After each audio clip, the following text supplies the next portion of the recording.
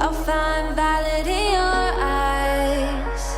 You'll always be my night sky. Hello friends and welcome back. Thank you guys so much for being here. Today we are obviously talking about October reads for the spooky season. You guys know I love Halloween time. October is my jam. Second only to December, of course. But for reading, Halloween, spooky, thrillers, all that stuff takes the cake. So I do have quite an ambitious TBR, and it is tentative, I should say, because I am participating in, I think, 2 readathons at the end of the month. I'm not 100% sure on one of them because they haven't really announced much yet for challenges, but those will have their own TBR videos. This is just kind of an overview of the stuff that I want to read. So the very first book that I'm reading, for sure, this isn't tentative at all, is The Empire of Gold.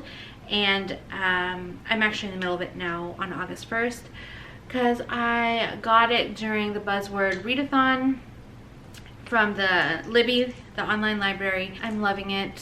I can't wait to see how it ends, but that is rolling over into October, so I will count that as an October read. I also hope to pick up the Complete Grimm's fairy tales, which are dark fairy tales.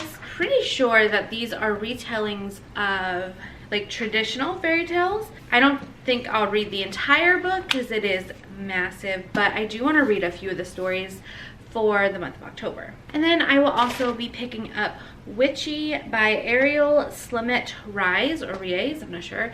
And this one is a fantasy manga, and I'm really excited to read this one. It takes place in the kingdom Hyalan, and the strength of your magic is determined by the length of your hair.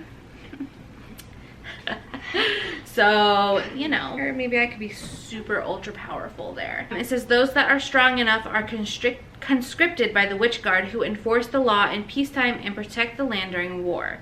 However, those with hair judged too long are pronounced enemies of the kingdom and annihilated. This is called a witch burning. Yes, I'm really looking forward to this. I love manga now, and this story just sounds so good. I also hope to pick up Incendiary by Zoraida, Cordoba, and this one follows Renata. The back says, I am Renata Convida. Convida means with life. Oh wow. So it says, I have lived 100 stolen lives. Now I live my own. So I do know that in this book, she is a memory thief, which is like the rarest and most powerful, I guess, person. But she is kidnapped by the king and used by the crown to carry out the king's wrath. She decides to join up with the rebels, and I'm assuming tries to overthrow the... I got this in Owl Crate, and I'm excited to read it. I know October is kind of like a spooky time and stuff, but definitely a really good time for high fantasy as well. Okay, this book I got also in an Owl Crate, and oh my gosh, it is stunning. Tell me it is not so beautiful. It's called Horrid by Katrina, Lano, and I'll read to you the back. So it says, Jane's fingers were numb. Was she ready to admit now that she believed in? The word was still hard to say.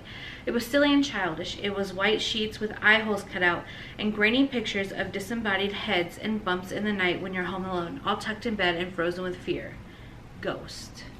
Yeah, so this one follows Jane, I guess, but her father ends up passing away, and they move from California to Maine in this spooky old house. Some paranormal stuff starts happening, and I do know in one of the readathons I'm doing, they have a prompt for a ghost or a undead. I guess undead is more of a zombie, but there is another prompt for a ghost, so this one will fit into that. And it's beautiful, and I am really looking forward to reading this. I'm actually kind of sad that I have to wait until the last 2 weeks of the month when the readathon starts, because I would pick this bad boy up today, but it's okay.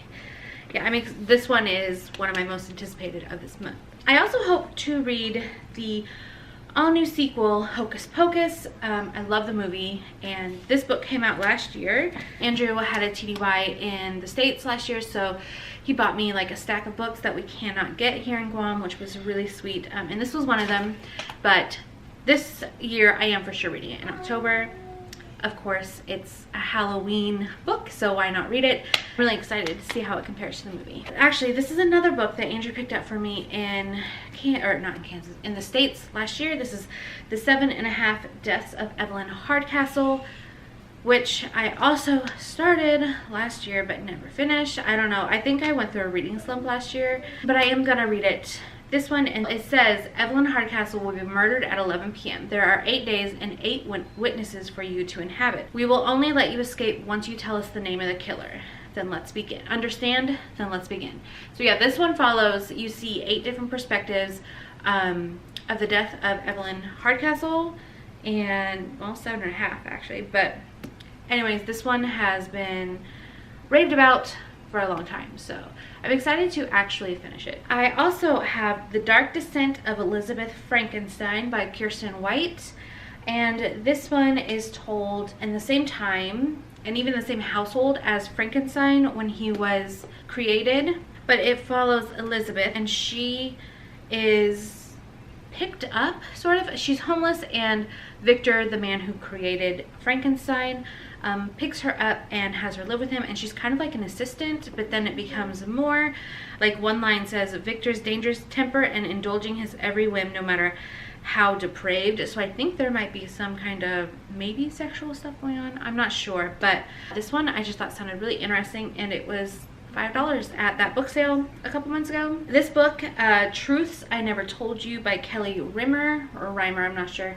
This one I actually just picked up last week or the week before at the exchange. I saw it.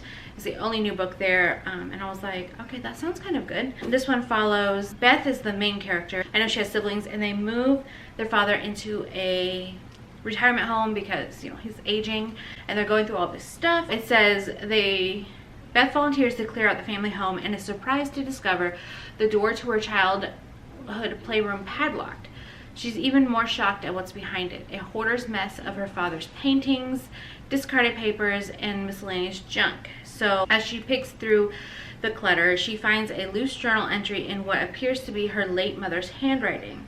Beth and her siblings grew up believing their mother died in a car accident when they were little more than toddlers, but this note suggests something much darker. So this is kind of a family drama, mystery, maybe thriller book about, you know, secrets and lies in the family, and it sounds really good. These next 2 books I would love to get through this month, but obviously my TBR is growing and growing, and there's actually a few more books that I'm on hold for at the library, and our base library is rumored to be opening hopefully in a few weeks, so I might pick up something there, you know, so that's why I said this is tentative. But I do have 2 more that I would like to mention, and that is This Mortal Coil by Emily Zoraida and Fierce Kingdom by Jen Phillips. This one follows a mother and her child. They stay in the zoo past closing time because she sees something at the gate that is more terrifying than being locked into a zoo. And then she finds herself having to defend her young child. And I know on here it says, Fierce Kingdom asks where the boundary is between our animal instinct to survive and our human duty to protect one another. So I think this one sounds so good. I would love to read this, so hopefully I can really read quickly this month. We'll see. Last book for this video is This Mortal Coil by Emily Zoraida, and this one follows our main character, Katrina. They are going through a pandemic that could extinct or wipe out the human race, and her father was a geneticist who was kidnapped but has the answer perhaps, and it just sounds like a huge, it sounds more like a thriller really than scary, but I think what would make it kind of scary is that we're in a pandemic. So this, again, would be amazing to read, but I do hope to read this one before the year is over, even if it's not in October. All right, and that is it for my tentative October TBR. I will probably, most likely, be adding and removing books from my TBR as the month goes on, because I am a mood reader and I hear about new books all the time. So we'll see though. If anything, I hope this gave you guys some ideas for your spooky read. So thank you guys so much for watching. I will see you guys soon in some really spooky vlogs, hopefully. Bye! You're the night sky trying to make me see your stars.